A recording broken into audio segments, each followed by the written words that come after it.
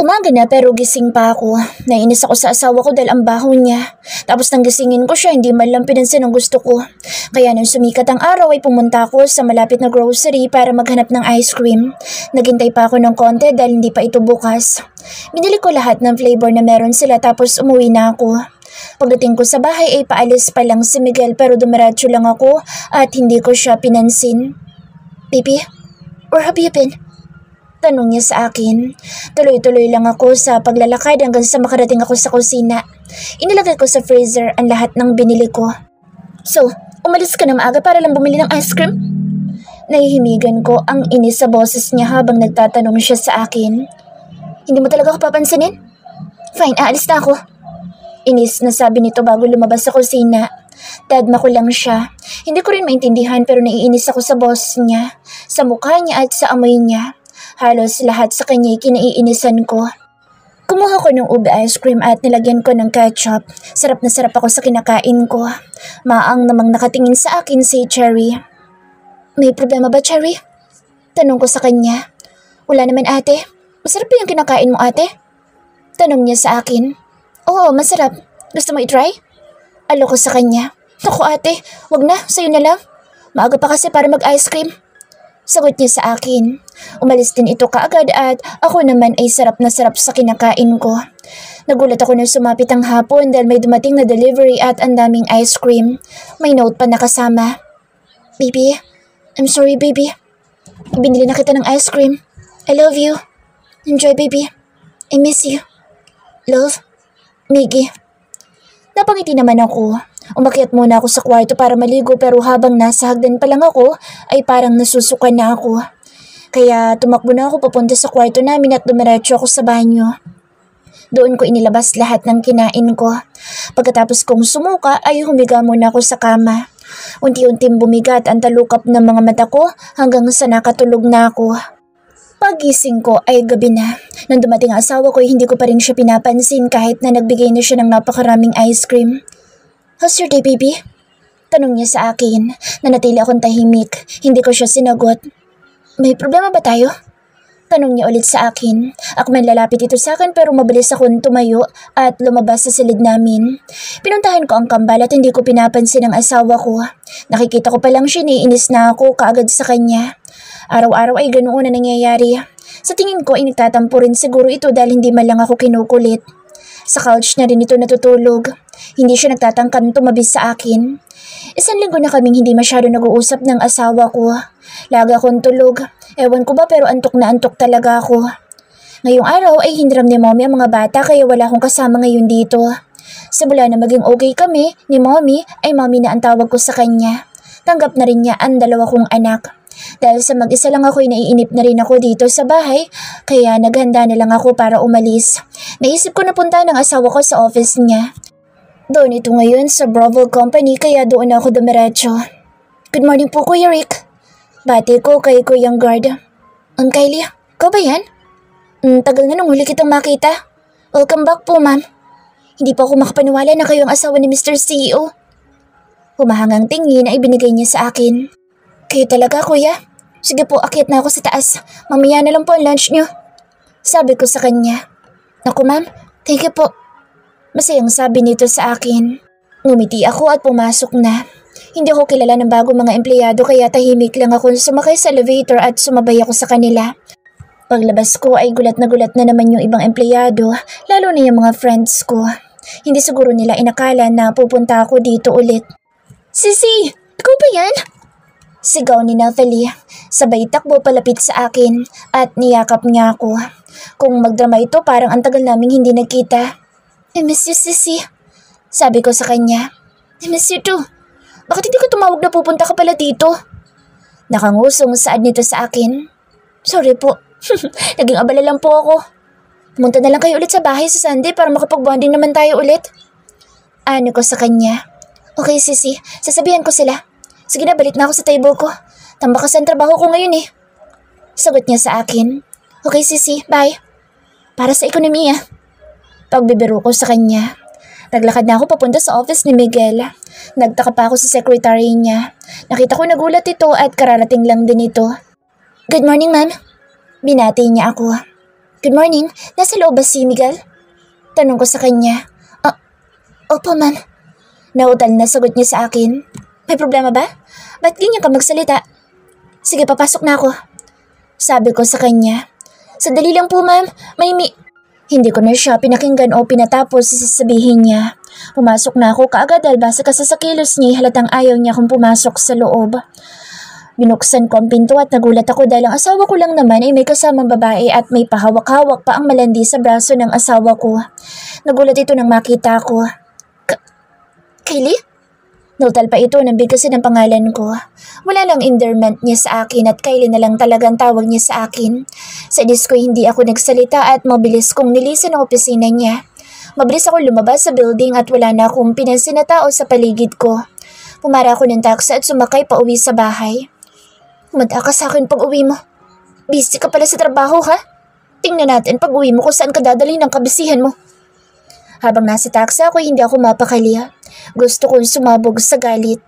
Oo, nagsaselos ako at aminado ako. Handa pa naman ako makapag-ayos sa kanya pero ito lang pala ang gagawin niya sa akin. Pag-uwi ko sa bahay, inihanda ko ang gamit ko at abangan ko siya dahil sigurado akong pauwi na din siya. Habang hinihintay ko siya ay nakakaramdam ako ng pagkainip. Tagal mong umuwi O baka naman ayaw mo nang umuwi. Kausap ko sa sarili. Isang linggo na pero napapansin ko may kakaiba sa asawa ko. Lagi na lang itong natutulog. Nagtataka ako kung ano ba ang ginagawa niya. Bakit pagod na pagod siya? Tuwing kinakausap ko siya ayaw niya akong pansinin. Lagi siyang umiiwas sa akin. Hindi ko maiwasang magtampo dahil nasasaktan ako. Isang linggo na rin na walang nangyayari sa amin. Kahit na gustong gusto ko'y pinipigilan ko ang sarili ko, nagisingin siya dahil napakahimbing ng tulog niya. Sa couch ako natutulog lagi dahil para sa kanya ay ang baho ko daw. Ngayong araw ay pumasok ako sa Bravo Company dahil pupunta ang anak ng ninong ko na si Kitty. Hindi ko naman ito pwedeng sabihan na wag pumunta dahil kinakapatid ko ito. Dumating ito at nag-usap lang kami. Sinabi ko din sa secretary ko na wala munang papapasukin pero nagulat ako nang bumukas ang pinto. Nakita ko ang asawa ko na nakatingin sa akin at sa kamay ni Kitty na nasa braso ko. Nautal pa ako sa pagtawag sa pangalan niya na alam kong wrong move. Dahil kahit hindi ito magsalita, kita ko sa mata niya ang galit. Hindi ito nagsalita at mabilis na lumabas sa office ko. Shit, kailangan ko siyang habulin. Napamura na ako sa inis ko. Miguel, who's that girl? Tanong sa akin ni Kitty. She's my wife. Shit, I'm sure she's mad right now. Sabi ko kay Kitty. So what are you waiting for? Habulin mo na. Lagot ka talaga doon. Tumatawang sabi nito sa akin. Sige, tumawa ka dyan dahil kasalanan mo to. Inis na sabi ko sa kanya.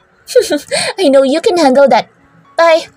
Pangasar pa nito sa akin at nauna pa siyang lumabas sa opisina ko. Shit, ano kayang gagawin ko? Uuwi na ba ako? Mamaya na lang. Ang hirap mag-isip. Ngayon palang natatakot na ako na humarap sa kanya. Kausap ko sa sarili ko habang napahilamos ako sa mukha ko. Pero bigla na lang nag-sink in sa isipan ko na baka umalis na naman ito. Kaya mabilis akong lumabas sa opisina ko. Cancel all my meetings. Hindi na ako babalik dito. Utos ko sa secretary ko. Copy that, sir. Ako na po bahala sa lahat. Sundan niyo na po si ma'am dahil halatang galit. Sagot nito sa akin. Yeah, I know she's angry. I gotta go. Paalam ko dito. Pumunta ako sa parking lot at sumakay sa kotse ko pa uwi sa bahay. Habang nasa daan ako'y naiinis ako dahil medyo mabigat ang daloy ng traffic ko. Hindi ko rin mawari kung ano ang nararamdaman ko ngayon. Paulit-ulit na bumabalik sa akin ang uri ng tingin niya kanina. Kung nakamamatay lang ang tingin ay sigurado ako na bumulugta na ako kaagad. Nakahinga naman ako ng maluwag nang umusad ng ibang mga kotse. Malapit na ako sa bahay pero doble na rin ang kaba na nararamdaman ko. Bumukas ang gate at ipinasok ko ang sasakyan ko. Bumaba na ako pero nagulat ako dahil bigla na lang na may tumamang palaso sa harapan ko. Halos matumba ako sa gulat. Shit! Bulalas kong bigla. Hindi ako nakagalaw sa kinatatayuan ko at may sumunod pa ulit na palaso na tumama sa malapit sa paa ko. Hinanap ko kung saan galing ang palaso. Nang tumingin ako sa paligid ay nakita ko ang asawa ko sa terrace at nakatutok sa akin ang pana niya. Ngayon ko lang ulit ito nakita ng ganoong kaseryoso habang walang maaninag na awa sa mga mata niya. Baby, let me explain please. Huwag mo na maitutok sa akin yan. Saad ko sa kanya. Tapos ano? Magsisinungaling ka? Huwag mo na akong paikutin pa. Sigaw niya sa akin. Baby, anak yun ang ninong ko. Ganun lang talaga siya tuwing nag-uusap kami. Minsan nangahampas habang nagkukwento. Wala lang yun sa akin dahil para ko na siyang kapatid. Please baby, ibaba mo na yan. Pakiusap ko sa kanya. Hampas ba yun? Hinihimas niya ang braso mo. Bakit hindi mo tinanggal yung kamay niya? Dahil ano, gustong gusto mo naman. Naiinis na sigaw niya sa akin. Shit. Bigla ako napamura dahil hindi ko na alam ang gagawin ko. Minumura mo ba ako? Ha Miguel, bravo? Tanong niya sa akin sabay lipad na isang palaso na tumama na naman sa harapan ko. Baby, please, stop that. I'm sorry. I'm really sorry. Sige, tamaan mo ako kung hindi ka naniniwala sa akin. Utos ko sa kanya. Bakit ka nagsasorry? Akala ko ba wala kang kasalanan? Matapang na tanong niya sa akin. Napailamos na lang ako ng mukha ko sa frustration ko sa ugali niya ngayon dahil hindi ko alam ang gagawin ko. Nanatingin lang ako sa kinatatayuan ko. Sige baby, gawin mo kung anong gusto mo. Go on, shoot me. Utos ko sa kanya pero sa loob-loob ko'y kabado ako. Baka mamaya bigla talaga niya akong panain. Sigurado ka ba sa sinasabi mo? Seryosong tanong niya sa akin. Tiningnan ko siya. Hindi ako makapaniwala sa sinasabi niya. Seryoso ba talaga siya na papanain niya ako? Huminga ako ng malalim dahil nakita ko na handang-handa na siya dahil inaayos niya ang palaso niya. Bigla niya itong itinutok sa akin sabay bitaw kaya napapikit akong bigla pero ilang sandali pa'y wala akong naramdaman. May narinig ako na tinamaan niya. Nang imulat ko ang mata ko at lumingon ako sa likuran ko, laking gulat ko dahil meron akong larawan na nakasabit doon at yun ang natamaan. Sa puso ko ang tama ng nasa larawan. Nang tumingin ako sa terrace ay wala na doon ang asawa ko. Halatang galit talaga siya sa akin, kaya mabilis akong pumasok sa bahay at umakyat sa kwarto namin. Pagpasok ko sa kwarto namin ay nakita ko ang asawa ko na nakaupo sa kama namin. Lumingon ito sa akin habang masama ang tingin. Nakakatakot talaga ang aura niya ngayon. Antindi niyang magselos. Parang gusto ko nang tumakbong palabas. Baby, I'm telling the truth. Wala lang yun. Sorry baby, huwag ka na magselos, please. Sino nagsiselos? Ako? Hindi ako nagsiselos, no? Galit na bulalas niya. Gusto ko sanang ngumiti o tumawa sa nakikita ko ngayon.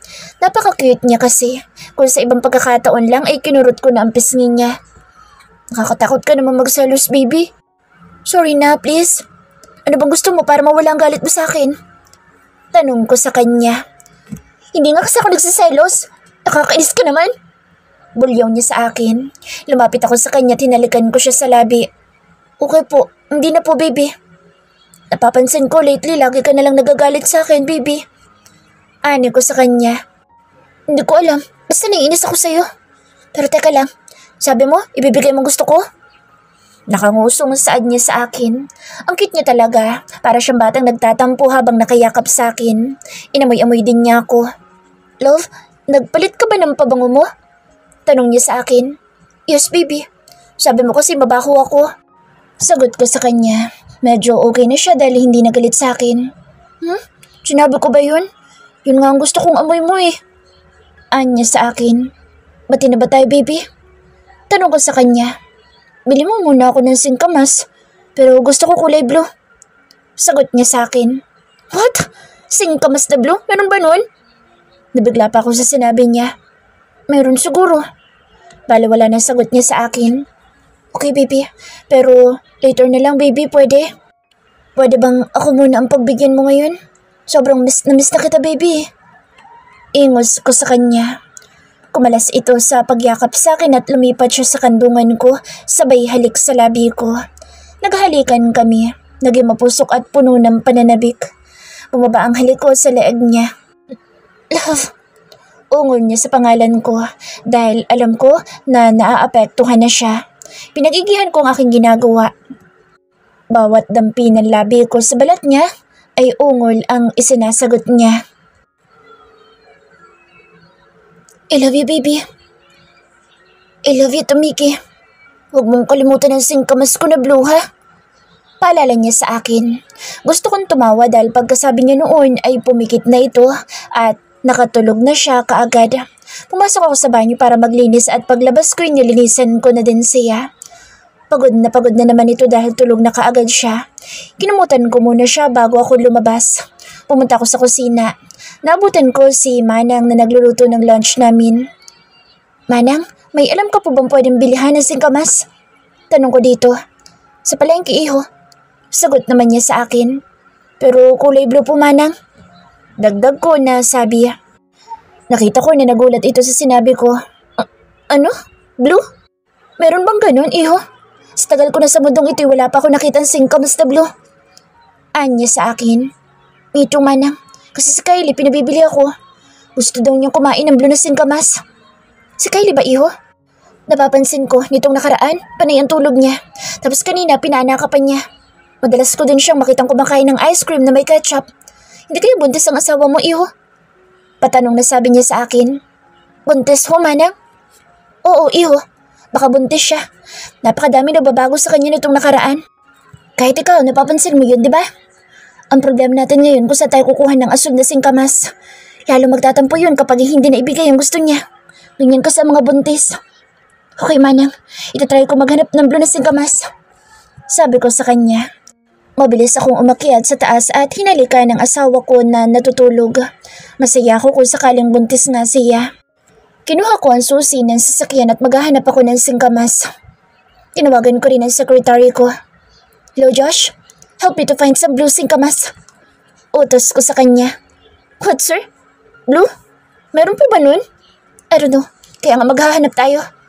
Sagot ko sa kanya. O diba? Kahit sila hindi rin makapaniwala. Kaya buo maghapon kami nag-ikot pero wala kaming mahanap. Sir, kulayan na lang kaya natin ng food coloring ang singkamas na binili natin. Suggestion na sa akin. I think that's a good idea. Pagsang-ayon ko sa sinabi niya. Bumili siya ng food coloring at sinimulan niyang lagyan ng kulay ang balat ng singkamas na binili namin. Tutulungan ko sana siya pero sabi niya ay siya na lang daw para hindi madumihan ang kamay ko. At para hindi magduda si Kylie. Pinatuyo din namin ito at nang matapos ay umuwi na ako sa bahay. Thanks for the help, Josh. Pasasalamat ko sa secretary ko, sa Elsie. You're welcome, sir. Sagot niya sa akin. Pagpasok ko ay mukha ng nakabusangot kong asawa ang nabungaran ko. Oh, bakit ngayon ka lang? Kanina pa kita hinihintay? Pambungad na tanong niya sa akin. Sorry, baby. Naghanap pa ako ng singkamas mo. Sagot ko sa kanya. Medyo kinakabahan pa nga. Talaga? May nakita ka na kulay blue? Masaya na tanong nito sa akin. Of course, baby. Here. Sagot ko sa kanya. Wow! Kuminang ang mga mata nito habang sinasabi ang salitang wow dahil sa pagkamangha niya. Lumapit siya sa akin at hinalikan ako. Thank you, love. I love you. Tara na, ipagbalat mo na ako. Gusto ko na kumain. Anya sa akin. Sinunod ko naman siya at pumunta kami sa kusina. Ipinagbalat ko siya at mabuti naman na hindi na ito nagalit dahil puti ang loob ng singkamas. Pero para ako masusuka dahil sinasawsaw niya ito sa ube ice cream na may ketchup. Nang tumingin ito sa akin ay inalok pa ako. Love? Gusto mo? Tikman mo. Ang sarap niya. Masayang sabi niya sa akin. Thanks, baby. But I'm fine. Sa'yo na lang yan. Busog pa ako. Sagot ko sa kanya. Ayaw mo? Tanong niya sa akin at pagkatapos ay umiyak. Nataranta naman ako. Shh, baby. Don't cry. Okay, titikman ko na, okay? Huwag ka nang umiyak. Pang-aalo ko sa kanya. Kumuha ko ng isang slice, sabay dip sa ice cream na may ketchup. Huminga muna ako ng malalim sabay subo. Nais kong tumakbo papunta sa sink pero hindi ko ginawa dahil baka magalit ito sa akin. Labag man sa loob ko ay nilulok ko ito pagkatapos ay uminom ako ng 2 basong tubig. Matapos kong kumain ng singkamas ay nagpasya kaming sunduin ang mga bata sa bahay nila mommy. Nagulat pa ako at parang may fiesta sa kanila dahil sa dami ng pagkain na nakalagay sa mesa. Tumingin ako sa asawa ko pero nginitian lang niya ako. Pagpasok namin ay sinulubong ako ni mommy sabay yakap sa akin. O buti naman maaga kayo anak. Tara na sapag at para makakain na tayo. Masayang sabi nito sa akin. Sino pong may birthday mommy? Tanong ko dito. Wala anak, gusto ko lang magluto ng marami. Sagot nito sa akin. Parang may fiesta po. Sabi ko dito. Masaya kasi kami anak kasi kumpleto tayo. Umupo na ako sa tabi ng asawa ko. Ang layo na ni mommy sa dating siya, ganoon din sa daddy.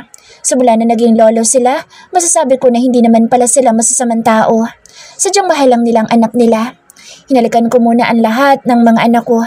4 na sila at may paparating na naman. Oo, buntis ako at kanina ko lang nalaman. Nang umalis kasi ang asawa ko ay nagising ako. Bumaba ako sa kusina. Nagluluto kasi si Manang ng merienda nila pero nang maamoy ko ito ay bumaliktad agad ang sikmura ko sabay takbo sa lababo. Tinanong din ako ni Manang kaya doon ko napagtanto na 2 buwan na pala akong hindi nagkakaroon ng buwanang dalaw. Pinabili niya agad ng pregnancy test ang isa sa kasama namin sa bahay at doon ko na-confirm na buntis na naman ako. Kaya pala inaantok ako palagi at paiba-iba ang mood ko. Kahit sa pagkain, kakaiba din ang trip ko. Hindi ko alam kung nahalata ba ng asawa ko na buntis ako. Hindi ko pa kasi alam kung paano ko sasabihin sa kanya. Masayang natapos ang dinner namin at napagpasyahan namin na dito na lang matulog ngayong gabi. Magkakatabi kami ng mga bata at dahil malaki naman ang kama niya, kaya kasya naman kami. Nakatulog na mga bata pati na rin ang asawa ko samantalang ako'y hindi ako makatulog. Kaya lumabas ako sa terrace ng kwarto niya para magpahangin. Madilim sa labas at tanging sa garden lang ang may konting liwanag. Nagulat ako dahil may yumakap sa akin pero alam ko naman kung sino. Ang asawa ko lang naman ang gagawa noon sa akin. Baby, bakit gising ka pa? Tanong niya sa akin. Hindi ako makatulog, love. Love, I'm really sorry, love, about what happened earlier. It's just my hormones. Cause I'm preggy. And magiging daddy ka na ulit. Kinakabahang sabi ko sa kanya. Yes, baby. I knew it. Thanks, God. I love you, baby. Alam ko na buntis ka dahil ang weird mo. Natatawang sabi niya. Niyakap niya ako sabay halik sa noo ko papunta sa labi ko. Patulog na tayo, baby, dahil maaga pa tayo bukas. Kailangan mo na magpa-check up para alam natin ang lagay ni baby. Ay niya sa akin habang may malawak na ngiti. Nagulat pa ako dahil binuhat niya ako. Love, nakakapaglakad pa naman po ako. Sabi ko sa kanya. Eh no, baby. Ayoko kasi mahirapan ka pa, baby. Saka dapat hindi ka napapagod. Ikaw lang naman ang dahilan kung bakit pagod ako. Sagot ko sa kanya. Magtitiis muna ako, baby, dahil baka kasi hindi pwede kapag buntis. Bulong niya sa akin. Mister ko, pwede po. Sabi ko sa kanya. Talaga, baby?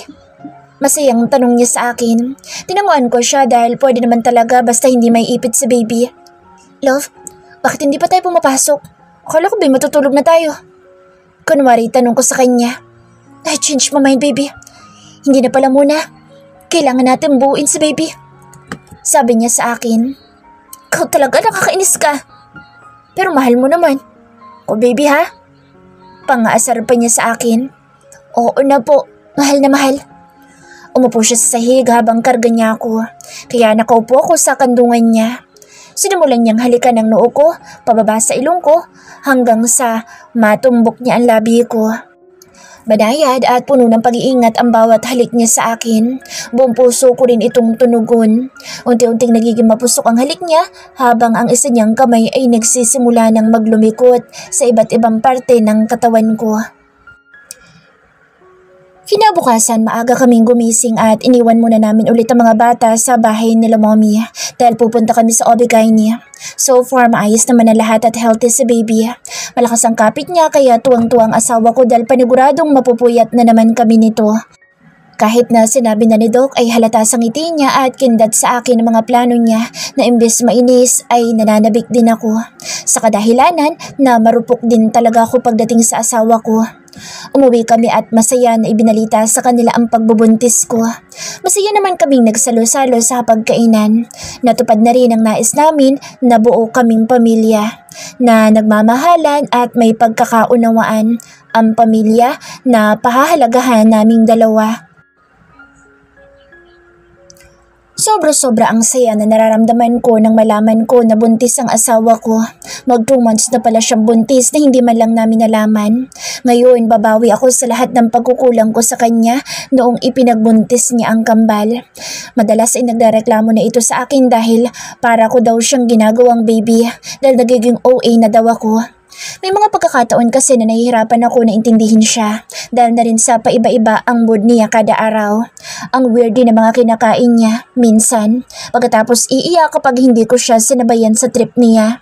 Hindi ko tuloy maiwasang isipin kung ano ang ginagawa niya dati noong panahon na naglilihi siya sa kambal. Dito ako sa office ngayon at marami akong tambak na trabaho. Tulog pa ang asawa ko na umalis ako kaya nag-iwan na lang ako ng note sa kanya. Dito na rin kami nakatira sa Maynila.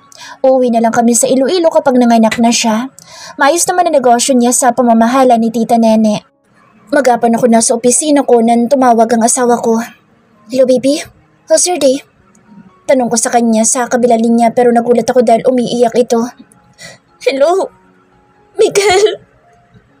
Hush, shh, baby, what happened? Why are you crying? Nag-aalalang tanong ko sa kanya. Kasi love, na-miss na kita. Sagot niya sa akin kaya napangiti naman ako pero nawala bigla ang magandang ngiti ko sa sumunod niyang sinabi. Saka, gusto ko ng mangga na hinog pero kulay puti yung loob. Umiyok pa ito nang bigkasin niya ang nais niya. What? Napatayo akong bigla sa swivel chair ko. Nagulat na naman ako sa hinihingi niya sa akin. Baby, meron bang ganun? Hindi ko may papangako na may mahanap ako baby pero I will try my best, okay? Saad ko sa kanya.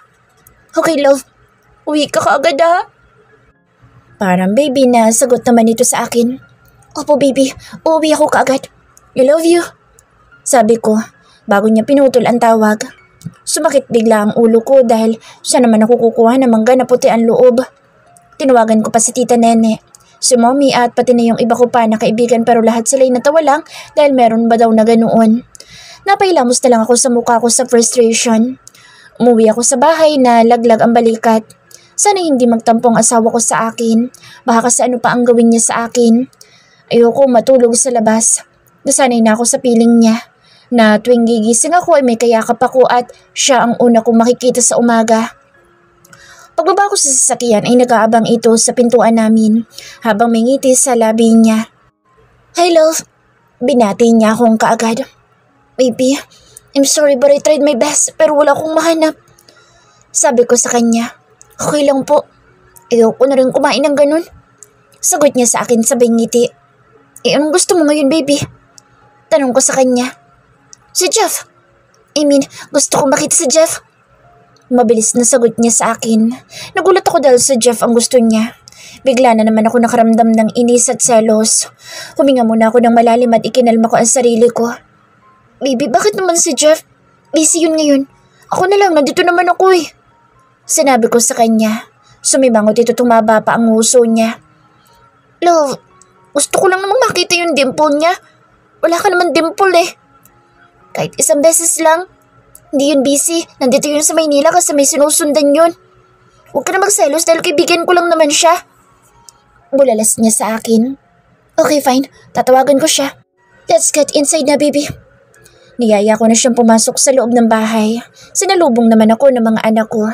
Kahit gaano akong kapagod sa trabaho ay sila ang gamot ko. Sila ang pahinga ko sa bawat araw. At yun ang nangyari. Tinawagan ko si Jeff para pumunta ngayon sa amin. Hello bro, can you come over? Pinaglilihan ka yata ng asawa ko. Sabi ko rito. Okay bro, tatapusin ko lang ginagawa ko. Tumawa pa ito bago ibinaba ang tawag. Gabi na itong nakarating sa amin pero ang asawa ko ay tuwang-tuwa naman siya dito at itong si Jeff naman ay panangisi pa sa akin na tila inaasar ako. Pasalamat ako dahil may tumawag dito na importante kaya umalis ito kaagad. Sa totoo lang, naging magkaibigan na rin kaming dalawa ni Jeff. Walang dahilan para hindi ko siya makasundo. Sobrang pasasalamat ko rin noong wala ako sa tabi ng asawa ko at siya ang nandyan.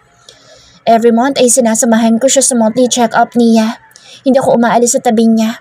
Kakaiba ang mga pinaglilinahan niya. Minsan, hindi ko nahanap kaya minsan nagtitiis ako na hindi niya pansinin.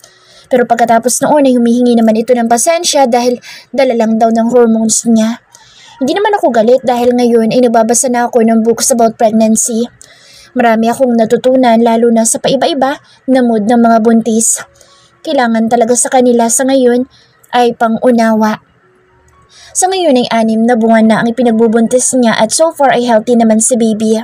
Pinaghahandaan din namin ang gender reveal ni baby. Naikwento din nila ang nangyari sa gender reveal ng kambal at hindi ko na naman maiwasan na mainggit kay Jeff. Dahil ayon sa kwento ng asawa ko, doon nagsimula ang pagkakaibigan nilang dalawa. Naging kaibigan ko na rin ito at kapag lumuluwas ito, papuntang Maynila ay lagi siyang nandito sa bahay.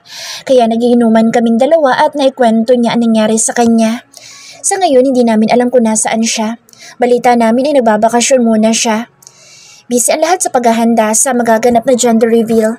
Napili ng asawa ko na dito na lang sa bahay gaganapin, dito sa aming garden.